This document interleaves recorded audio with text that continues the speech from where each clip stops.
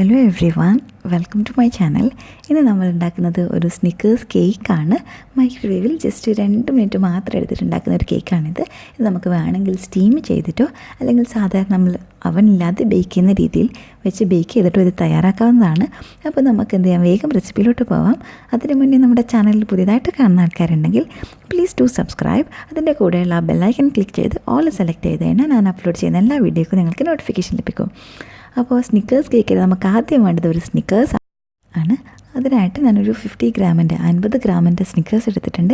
അത് നന്നായിട്ടൊന്ന് ചോപ്പ് ചെയ്ത് കൊടുക്കാം. നമ്മൾ കേക്കിൻ്റെ ബാറ്ററിൽ തന്നെ സ്നിക്കേഴ്സ് ചേർക്കുന്നുണ്ട്. അതുകൊണ്ട് തന്നെ പീനട്ട്സിൻ്റെ ഒക്കെ വലിയ പോർഷൻ ഇല്ലാതെ ചെറിയ ചെറിയ പീസായിട്ട് കിട്ടാനും മെൽറ്റ് ചെയ്യാൻ എളുപ്പത്തിനും വേണ്ടിയിട്ടാണ് നമ്മളിങ്ങനെ ചോപ്പ് ചെയ്യുന്നത്. അപ്പോൾ ഇത് നന്നായിട്ട് ചോപ്പ് ചെയ്തതിന് ശേഷം ഇതിനൊന്ന് മെൽറ്റ് ചെയ്തെടുക്കാം. ഞാൻ മൈക്രോവേവിൽ ലോയിൽ ഏകദേശം 1 മിനിറ്റ് വെച്ചിട്ടുണ്ട്.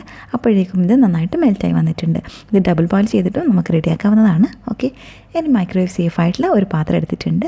അതിലോട്ട് 2 ടേബിൾ സ്പൂൺ മൈദ ചേർത്ത് കൊടുക്കാം. ഇനി ഇതിലേക്ക് ചേർക്കുന്നത് പഞ്ചസാരയാണ്. അതും 2 ടേബിൾ സ്പൂൺ തന്നെയാണ് നമ്മൾ ചേർത്ത് കൊടുക്കുന്നത്. അപ്പോൾ ഇതിന് വൈറ്റ് ഷുഗർ പകരം വേണമെങ്കിൽ നമുക്ക് ബ്രൗൺ ഷുഗറും ആഡ് ചെയ്യാവുന്ന. ഇനി ഇതിലേക്ക് 1 പിഞ്ച് ഉപ്പും 1 ടേബിൾ സ്പൂൺ കൊക്കോ പൗഡറും കൂടെ ആഡ് ചെയ്യുന്നുണ്ട്. കുറച്ചുകൂടി ചോക്ലേറ്റി ആവണമെങ്കിൽ കുറച്ചുകൂടെ അധികം ചേർക്കാം. ഇനി ഇതിലേക്കൊരു 1/4 ടീസ്പൂൺ ബേക്കിംഗ് പൗഡറും കൂടെ ചേർത്ത് കൊടുത്തിട്ടുണ്ട്.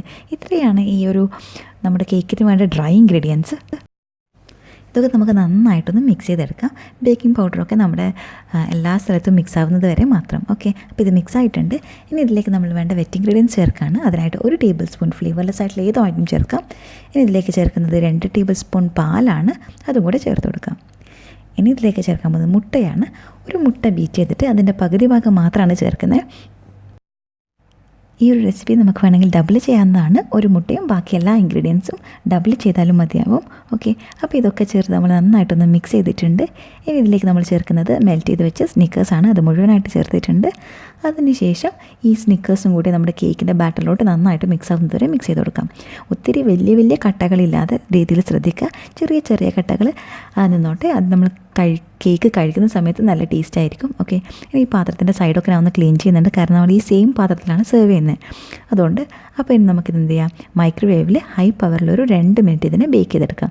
അപ്പോൾ ഇതാ നമ്മുടെ കേക്ക് റെഡി ആയിട്ടുണ്ട്. നമുക്ക് വിപ്പിംഗ് ക്രീമോ ഐസ്ക്രീമോ ഒക്കെ വെച്ച് സെർവ് ചെയ്യാൻ പറ്റും. ഓക്കെ, അപ്പോൾ വീഡിയോ എല്ലാവർക്കും ഇഷ്ടമായെന്ന് കരുതുന്നു. Thank you for watching.